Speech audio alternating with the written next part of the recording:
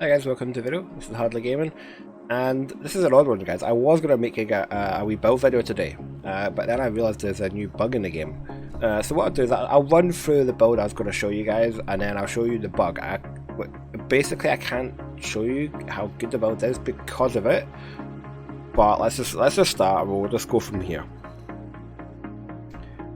Okay, so I am running the Technician skill tree here. That's for the extra plus 10% skill damage.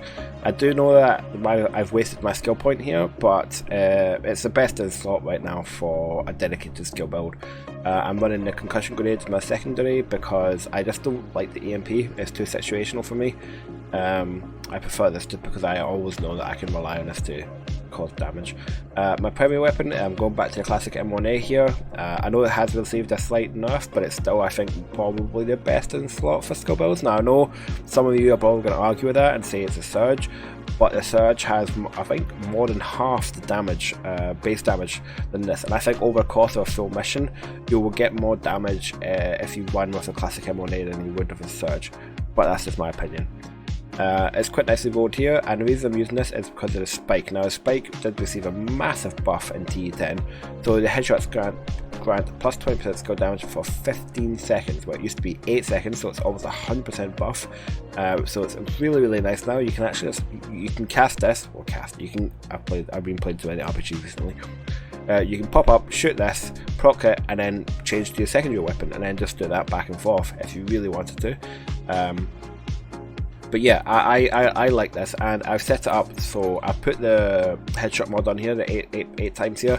I've gotten quite used to this and I like it. It works quite well, getting the tag team kind of synergy there going on, and I've rolled onto it I've given it a plus 5 rounds here. I've also then put on a Technician special bit here, which is a linked laser pointer. Just going to help with your kind of base damage a little bit. This also helps out once the target is pulsed, your allies also hit it for more damage as well. My secondary is going to be Savage Wolverine. I've been trying this out recently, as you know. I find it quite helpful as a secondary weapon, especially for skill builds who need extra damage. It's got really fast rounds per minute, quite a decent base damage for, remember, skill builds here. Certainly not a perfect roll here, but I do get health damage and armor damage, which is always handy. And then I'm using this is because of the perfectly close and personal. So killing a target within 7 meters grants plus 38% weapon damage for 10 seconds.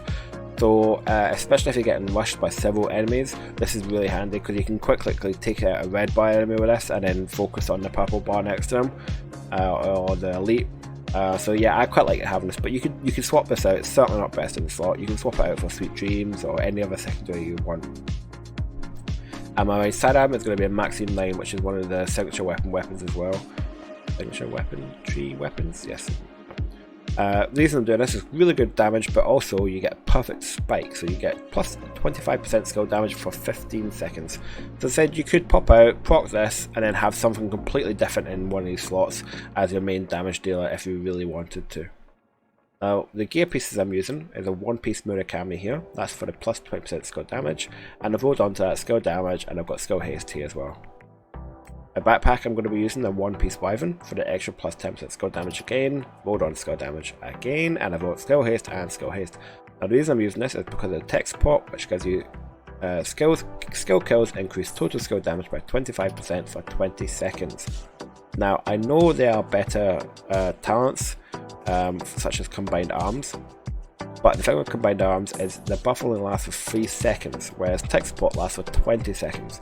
So yes, you'll lose 5% skill damage, but you gain much more survivability. You can basically hide behind cover and let your skills do the work, which is what skill builds should be doing. So I think this is a better overall, especially for those of you guys that maybe just coming back to the game in Tu10, or maybe don't play hardcore as such, maybe more casual. You can quite comfortably hide behind cover and just let your skills do all the work in this build. So yeah, I would recommend tech support. If you haven't tried it out, go try it out just now. For my chest, I'm using a 2-piece, this is my first piece of 2 of the Channel Light. That's for the extra explosive damage, extra skill haste, and then I've got quite a nice roll here, and then I've rolled onto that tag team. Now you guys know I love my tag team. So I'll just run through it quickly. So we've got the last enemy you have damaged with a skill is marked. Dealing weapon damage to that enemy consumes a mark to reduce active cooldowns by 6 seconds.